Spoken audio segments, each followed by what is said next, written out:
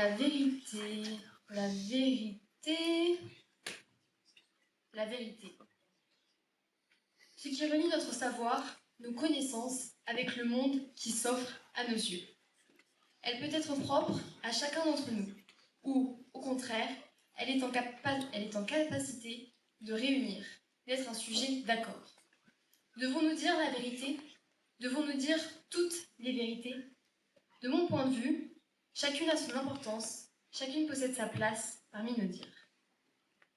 Depuis que je suis petite, les gens qui m'entourent n'ont cessé de me répéter encore et encore l'importance de dire la vérité.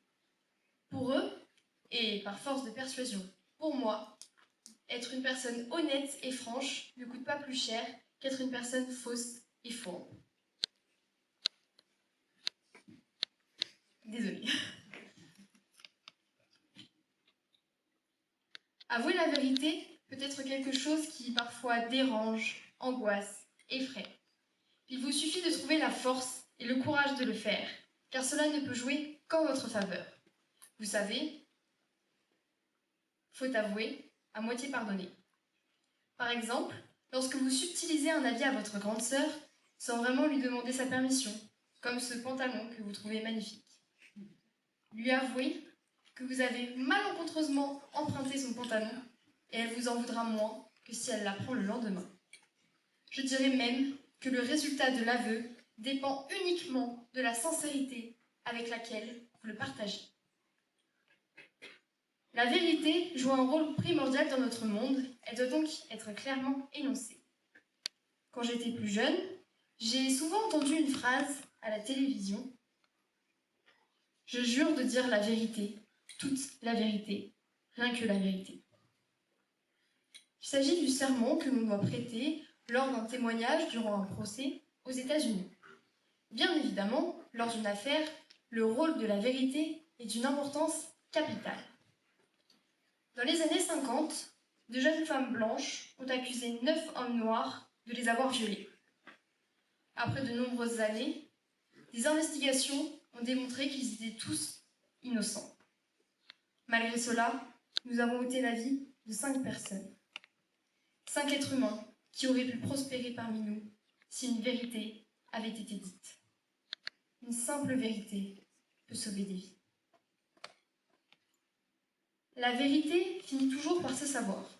Vous savez, cette expression signifie que la vérité, quelle qu'elle soit, est au final toujours connue. Qui plus est, le fait de ne pas dire la vérité peut être plus blessant que la vérité elle-même. Cette expression représente bien un livre que j'ai lu il y a quelques années, intitulé Le Secret, de Philippe Rimbert. En quelques mots, ce roman autobiographique exprime à quel point l'auteur allait mal. Lorsqu'il apprend la vérité au sujet de la vie de ses parents, l'existence de son demi-frère, cela lui a permis de faire un deuil dont il ne connaissait pas l'existence. Une vérité exprimée vaut toutes les vérités cachées, puisque l'évidence est la providence pour autrui. Vous l'aurez compris, la vérité permet de se libérer d'un poids, peu importe si vous en êtes le destinataire ou le destinateur. Après mûre réflexion, une question s'est imposée à mon esprit. Si toute vérité est bonne à dire, à qui dois-je la dire? À qui devez-vous la dire? M'est alors venue la réponse comme une évidence. Avant d'envisager de dire la vérité à quelqu'un, il vous faut tout d'abord l'avouer à vous-même. Désolée.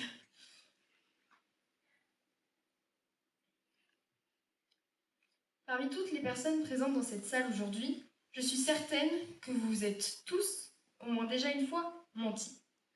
Que ce soit au sujet d'une dispute, vous vous êtes dit que vos paroles et vos actes étaient on ne peut plus mérités. Alors qu'en réalité, vous avez conscience du fait qu'une telle violence n'était pas nécessaire ni justifiée. Ou bien que ce soit à cause de vos sentiments. Vous voulez croire que vous aimez toujours quelqu'un pour ne pas perdre ce que vous avez construit. Alors qu'en réalité, vous ne ressentez plus rien et ce mensonge vous empêche d'avancer. Vous vous devez d'être sincère puisque vous êtes la seule et unique personne qui sera là du début à la fin. Omettre, taire, cacher certaines vérités ne sont que le chemin le plus court pour échapper à une situation qui existe toujours et qui finira par vous rattraper quoi qu'il advienne. Ne pas dire une vérité revient à ne pas pleinement apprécier le monde qui nous entoure, puisque la vérité reflète la réalité. Et lorsque l'on vole trop haut, on finit toujours par se brûler les ailes. Toute vérité est bonne à dire. Il en existe de différentes sortes, puisque chacun d'entre nous possède sa propre définition de ce mot. Mais sachez que, peu importe votre version de celle-ci, tant qu'elle est en accord avec vous-même et le monde qui vous entoure, elle sera toujours vraie. Alors, je vous en prie, dites la vérité. Défendez votre vérité, car elle représente la personne que vous êtes et celle que vous allez devenir. Il ne tient qu'à vous de choisir entre vivre dans le mensonge perpétuel en vous perdant au chemin, ou bien de laisser place à l'honnêteté, la sincérité, la vérité. Toute vérité est-elle bonne à dire? Peut-être que certains d'entre vous se la sont déjà posée, ne sachant pas trop quoi penser. Eh bien oui, en effet, ce questionnement est plutôt discutable. Et c'est pourquoi aujourd'hui, je vais essayer de vous apporter les ingrédients nécessaires qui vont peut-être vous permettre de vous forger votre propre avis afin de répondre de manière un peu plus personnelle à ce sujet. Mon sujet, comme vous l'aurez constaté, je vous l'ai présenté sous forme de questions. Et pourtant, le proverbe « toute vérité n'est pas bonne à dire » remonte du XIIIe siècle. Comme quoi, pour certains, la question était déjà tranchée depuis bien longtemps. En effet, le mensonge et la dissimulation ont leurs vertus. Il est parfois préférable de taire certaines vérités, capables de blesser son interlocuteur ou son public. Je vais être honnête avec vous, ces paroles elles ne sont pas de moi, mais je vais m'appuyer dessus pour développer la majorité de mon discours. Vous connaissez sans doute la règle des 5 secondes qui circule beaucoup en ce moment sur les réseaux sociaux. Donc non, il ne s'agit pas de la règle des 5 secondes concernant la nourriture qui tombe au sol, comme certains pourraient le penser, mais bien de celle qui affirme que vous pouvez faire une remarque à quelqu'un seulement si cette personne peut enlever ce problème en moins de 5 secondes. Je vous donne un exemple. Vous remarquez qu'une personne a du mascara qui a légèrement coulé, comme il arrive bien souvent, vous pouvez lui dire. Au contraire, ça lui rendra service. Mais si cette personne a un gros bouton au plein milieu du front, à part le lui rappeler et la faire complexer davantage, ça va pas faire disparaître le bouton. Donc bien sûr, cet exemple, il est stéréotypé, mais il illustre efficacement l'impact que certaines réflexions peuvent avoir sur une personne. Peut-être que vous le faites de manière totalement innocente, et pourtant, sans même vous en rendre compte, ça peut profondément affecter une personne.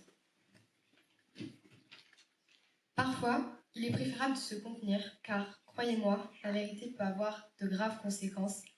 Et la véritable question à se poser à ce moment-là, c'est est-ce que ça en vaut bien la peine? Et vous remarquerez que dans la majorité des cas, la réponse c'est non. Ça n'apporte rien de plus, ou en tout cas pas assez par rapport aux dommages que vous aurez causés. Parce qu'il est vrai que de temps en temps, ça peut vous permettre de vous libérer d'un poids, et je ne dis pas le contraire. Il est probable que certaines personnes se reconnaissent dans ce que je dis, tandis que d'autres se disent que seule l'honnêteté prime. Et je voudrais m'attarder sur ce qu'on pense être la vérité. Le problème qui se pose bien souvent, et auquel on ne pense pourtant pas, c'est le fait que la vérité pour l'un n'est peut-être pas celle pour l'autre. Parce que ce qui peut paraître être la vérité est biaisé par des croyances et des filtres propres à chacun. C'est la raison pour laquelle, dans diverses situations, tourner sa langue 7 fois dans sa bouche avant de dire ce que l'on pense peut éviter bien des conflits. Mais il arrive aussi tout simplement que ce qu'on considère être la vérité n'est en réalité qu'un préjugé. Raison de plus pour ne pas prendre le risque de raconter ce qu'on pourrait qualifier d'impertinence.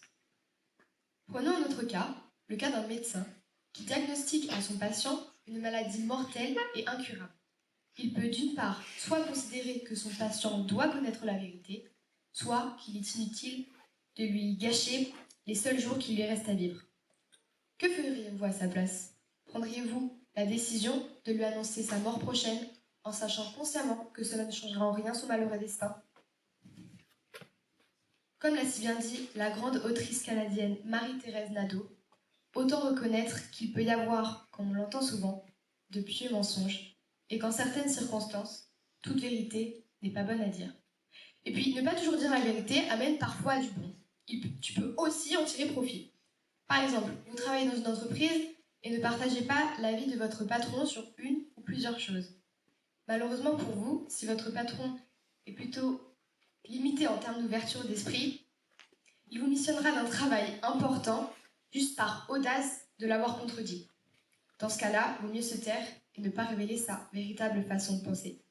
Donc n'oubliez pas, faites attention à ce que vous dites et surtout, je dirais même que c'est le plus important, et c'est là que je vais apporter une ouverture à mon propos, faites attention à qui vous le dites, parce que ça pourrait vous faire défaut.